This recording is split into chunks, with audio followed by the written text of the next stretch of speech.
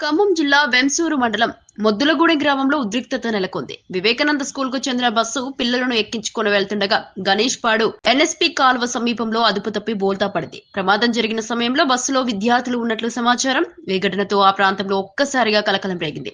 స్థానికుల సమాచారం ప్రకారం బస్సులో పిల్లలను సంఖ్యకు మించి ఎంచుకున్నట్లు తెలుస్తోంది. అలాగే బస్సు డ్రైవర్ మద్యం తాగి వాహనం నడిపిన కారణంగానే ప్రమాదం జరిగి ఉండవచ్చని స్థానికులు అనుమానం వ్యక్తం చేస్తున్నారు. ప్రమాదం జరిగిన వెంటనే బస్సు డ్రైవర్ అక్కడి నుంచి పరారీలో ఉన్నట్లు సమాచారం.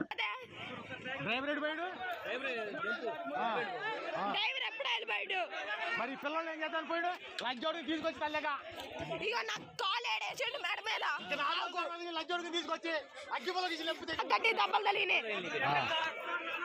చచ్చిపోతే డ్రైవర్ పోయాడు